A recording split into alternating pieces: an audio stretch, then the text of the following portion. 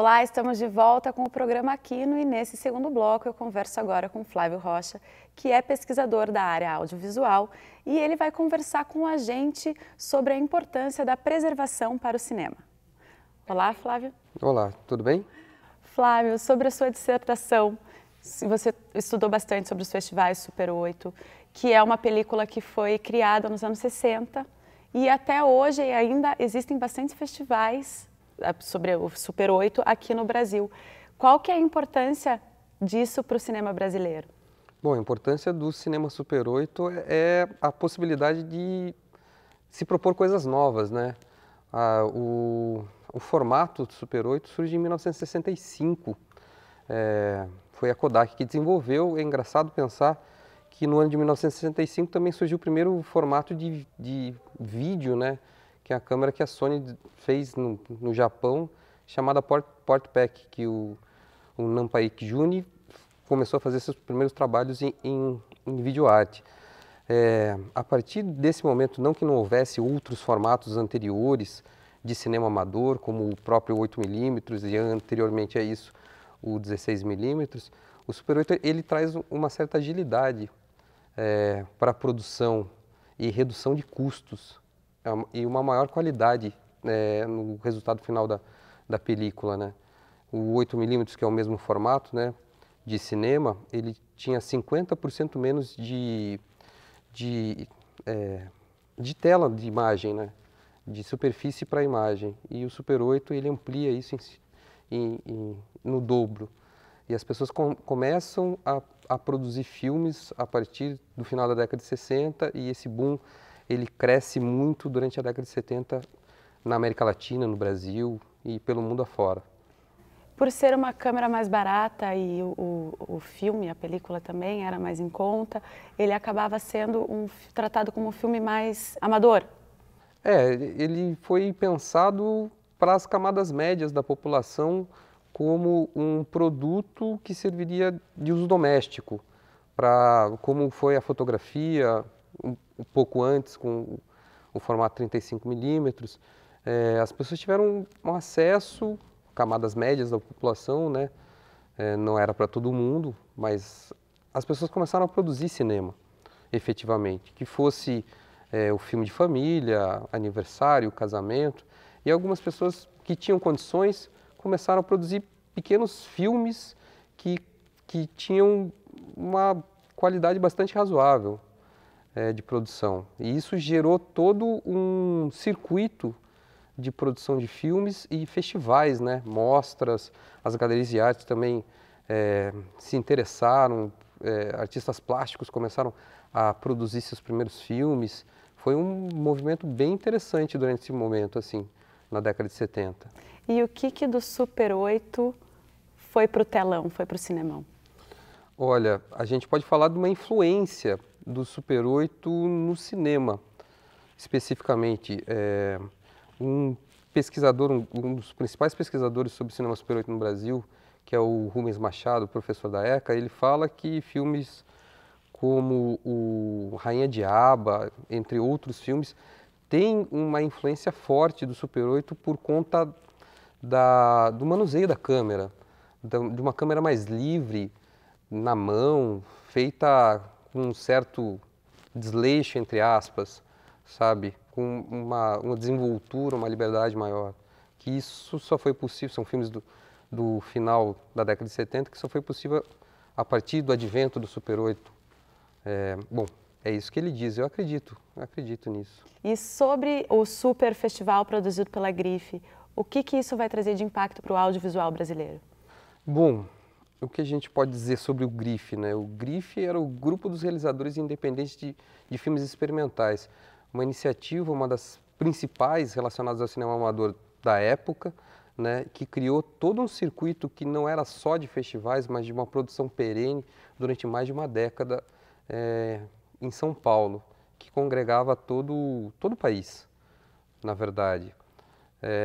O grande intuito deles, a grande vontade que eles tinham era de transformar o Super 8 em algo profissional, era profissionalizar o amadorismo.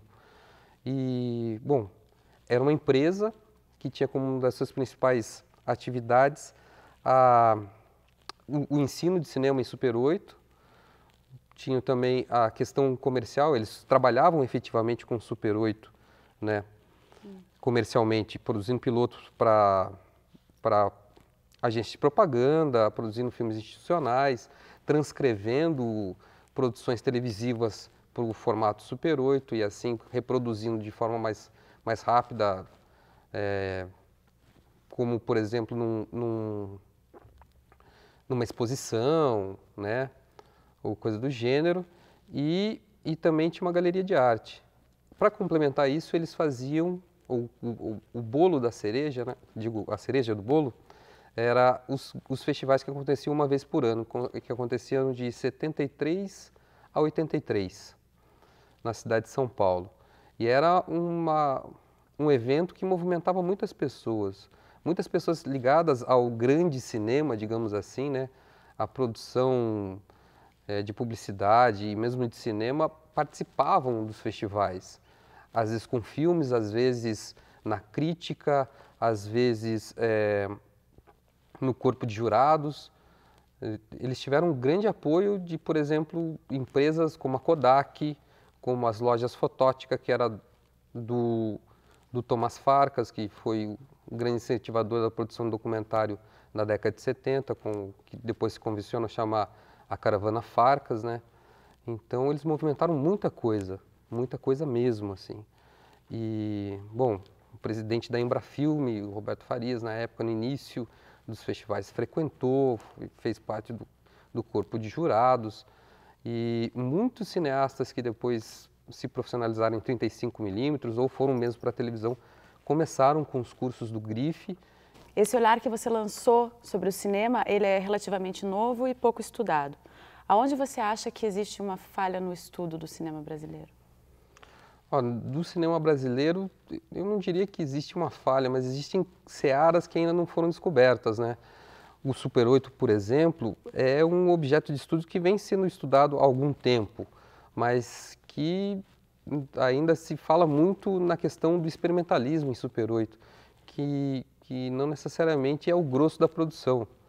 O grosso da produção foi doméstica e foi, em porte considerável, uma produção voltada de forma comercial, né?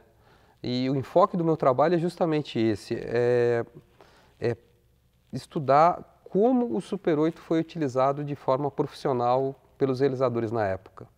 Tem a questão do festival, mas tem a empresa, o Grife, ele era voltado para a construção de um discurso de legitimação do Super 8 como uma bitola passível de ser utilizada comercialmente, né? E esse é o enfoque que o meu trabalho traz diferente, coisa que na maior parte dos estudos sobre Super 8 no Brasil não existe. É sempre a questão do experimentalismo. E sobre o filme que a gente vai exibir, o que você pode nos falar sobre ele? Bom, o filme Tango, do Walter Quaglia, ele ganhou o prêmio de melhor atriz com a Sofia Sarué. Nesse mesmo festival, que foi o festival de 75, o terceiro Super Festival Nacional do Filme Super 8 do Grife, o Walter Quaglia também ganhou o prêmio de melhor documentário com o filme Beira Rio. É um filme muito bem resolvido, assim, do ponto de vista das possibilidades estéticas do Super 8. Bom, vocês vão ver que é um filme que lança a mão de recursos muito desenvolvidos e de acordo com as possibilidades que o Super 8 dava naquela época, assim. Eu acho um filme muito bom. Foi por isso, então, que você escolheu esse filme. Justamente. Flávio, e além do projeto de pesquisa, o que mais no audiovisual você está trabalhando? Bom, eu sou fotógrafo, eu sou videomaker, eu tenho desenvolvido diversos projetos ao longo desses anos aí. Eu trabalho com audiovisual já faz mais de uma década, peguei a transição do analógico para o digital, né, na virada do século. E, bom, eu tenho trabalhado com projetos culturais voltados para populações tradicionais, cultura popular, teatro, música. Eu estava agora cobrindo o Festival de Quadrinhos, né, de Curitiba. Estou produzindo os vídeos do projeto Desapropriam de Mim, que é do Ministério da Cultura. Também estou trabalhando com o projeto Artesanias Caiçaras, em Paranaguá, sobre a construção de instrumentos de fandango. E além dessas coisas, eu fui convidado para ser júri no Festival Super Off, Festival de Cinema Super 8 de São Paulo, que vai acontecer agora 30 de setembro a 2 de outubro. Tem bastante coisa vindo por aí. Uhum. Flávio, obrigada pela tua participação aqui no Quino com a gente. Quando você quiser voltar, o Quino está de portas abertas para te receber. Eu que agradeço. Muito obrigado. Obrigada. E no próximo bloco você assiste ao Curta Tango.